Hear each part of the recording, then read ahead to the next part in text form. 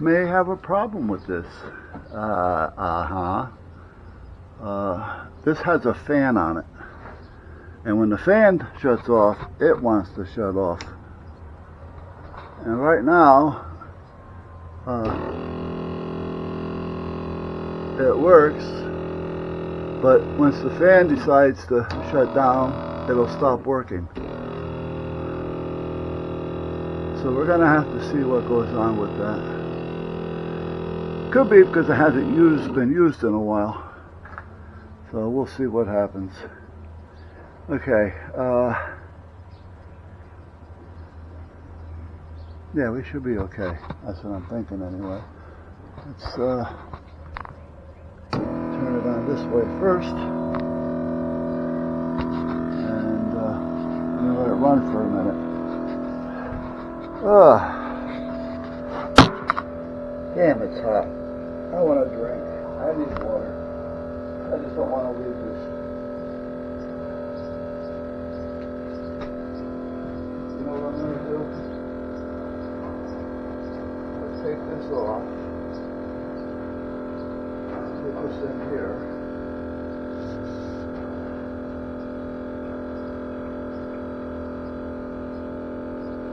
So if it does start, and I happen to be in there getting water, I'm not going to have to worry about it. Because it's going to take a few minutes to prime, I'm thinking.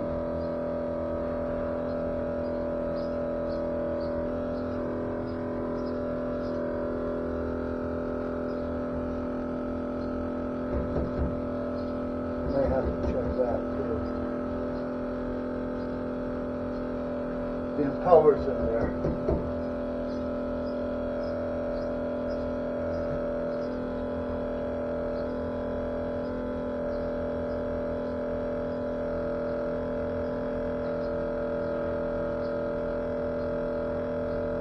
Am I going to have to do a prime the whole thing?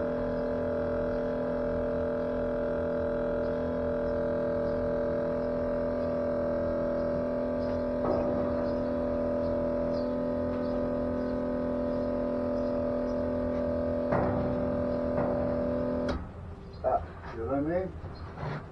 The fan went off.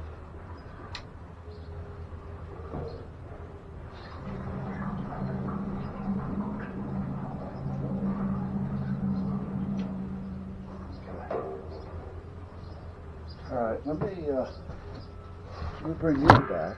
Well, let me leave these here for a minute.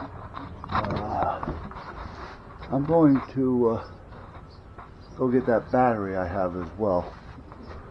And then I can keep that in here.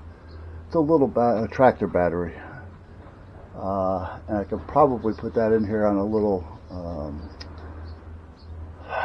12 volt charger, you know, like a little 2 amp charger, trickle charge thing. I got tons of them in there. And put it on a timer if I'd need to, but I don't think I'd have to. And it'll trickle charge the battery, and the battery will last through one cycle of tank, so it's not that it's a big deal. Something to think about. All right, let me go in there, and I'll be. Oh, I gotta bring this in too because the battery's going dead. Okay, the radio. And battery. There. Now this is a good battery. This is the battery that came out of the tractor, the little Cub Cadet.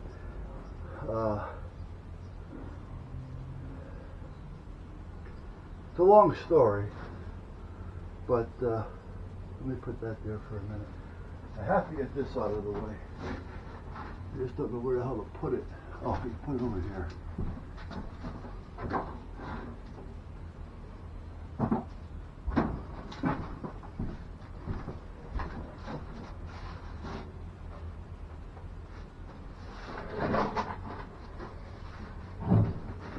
The story on the Cub Cadet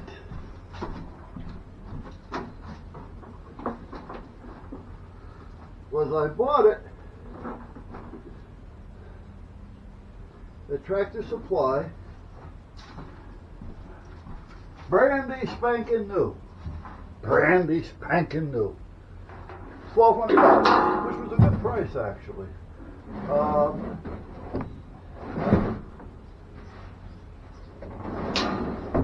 Okay. And brought it home.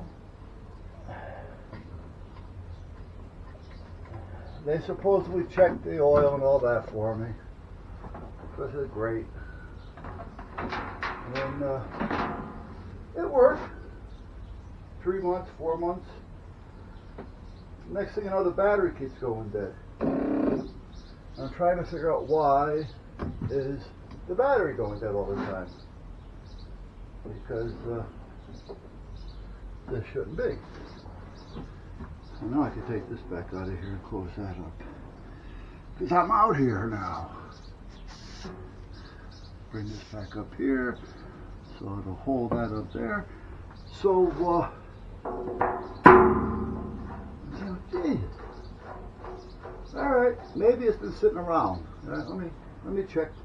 So I put a charge on the battery and it worked for a couple, 3, 4 days. Next week I go to start it, it's dead again.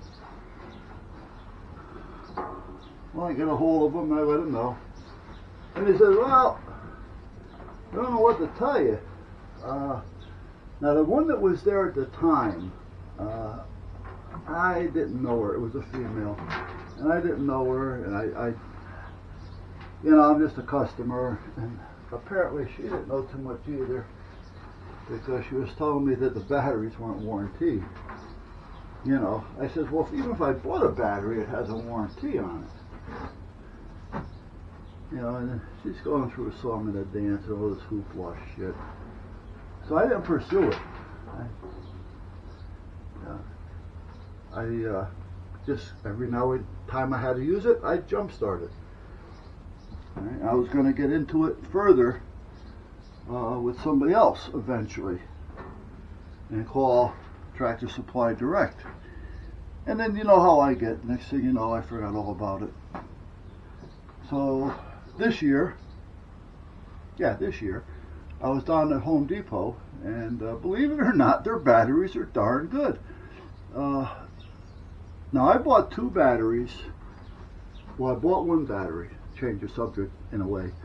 Bought a battery from a local operation over here, Exide or whatever, Deep Cycle, Group 31, 210 amp hours.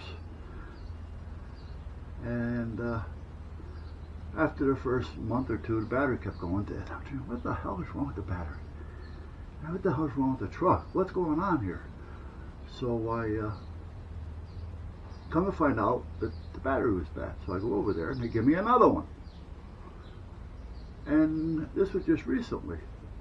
And I've been having problems with the truck. The battery keeps going dead. So I'm thinking, you know what, it might be a point to where, you know, from going dead, I'm thinking I got a short. So from going dead all this time, maybe the battery's just shot. So I said, you know what, I'm just going to get another battery. But I'm not going back over there. Even though it's under warranty, I'm not going back over there. I'm down at Home Depot. I've bought batteries off them before. I go down there, they had the exact one. Everything. I talked to the manager, I told him the story, he said, don't worry about it. So I brought the old one back and I got another one. Put it in the truck, I haven't had a problem with it. Now, the same token, that day I bought a new battery for the Cub Cadet. Put it in, and haven't had a problem. The old battery's just been sitting there.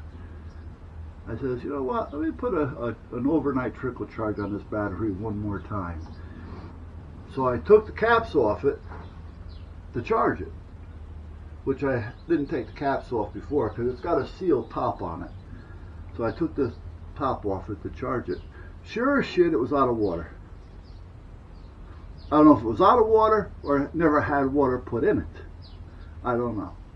All I know is there was no water in it. Now this was a sealed battery, no water in it. I put water in it, charged it up. It's been holding the charge now 4 months, 5 months. Who the hell knows? I couldn't even tell you. Right? So this is it over here. So what I'm going to do is keep this here. I'm either going to hook up a small 50 watt solar panel to it on the roof, maybe, with a little regulator. Doesn't cost me anything to keep it trickle charged. Or I'll just get one of those little transform trickle chargers that run at maybe 13, 14 volts, 2 amps. That's all I really need, because I'm only going to have it trickle charged. And how much I'm going to use it? What? You know, I come in here once a week, fill the tank up on the tractor, maybe 5 minutes, and then maybe once every couple months, I got to do the big one with the transfer. That can take 10, 15 minutes. But I can do it in segments, so I don't have to do it all at once. So this power supply, however, puzzles me. I'm going to bring this in and check it, because this should not shut off when the fan shuts off. It should only shut off when you turn it off, or it overheats.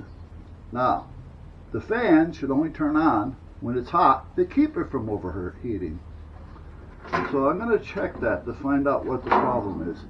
And this is what happens when you buy some of that El Cheapo stuff. You never know. I'm not saying it's good or bad, I'm just saying you never know. However, you do pay a big difference. I mean, this one here is a, what?